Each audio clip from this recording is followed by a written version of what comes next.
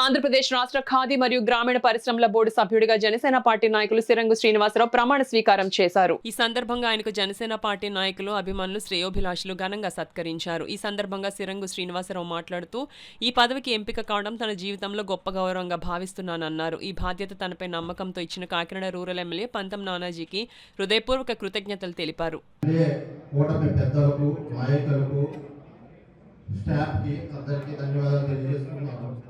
ముందుగా నాకు ఈ పదవిని ఇచ్చిన సీఎం చంద్రబాబు నాయుడు గారికి, మా పార్టీ అధ్యక్షుడు కొన్నిదల పవన్ కళ్యాణ్ గారికి, మా నియోజకవర్గ ఎమ్మెల్యే పంతం నానాజీ గారికి పరిశీలించి అభివందనం తెలియజేసుకున్నాను.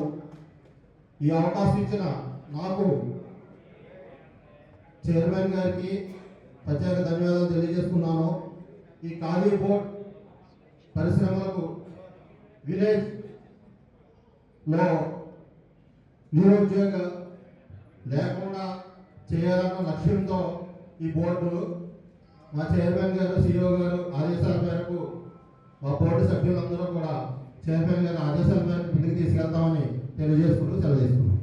మరియు వాణిజ్య విభాగం ఆంధ్రప్రదేశ్ ప్రభుత్వం అమరావతి వారు జారీ చేసిన ఉత్తర్వులు నెంబర్ 190 తేదీ 10/11/2025 ప్రకారం 2025 డిసెంబర్ 4 ఆంధ్రప్రదేశ్ ఖాదీ మరియు గ్రామీణ పరిశ్రమల మంగళగిరి అమరావతి మెంబర్గా నేను సిరంగు శ్రీనివాసరావు అనే పదవ బాధ్యతలు స్వీకరిస్తున్నాను.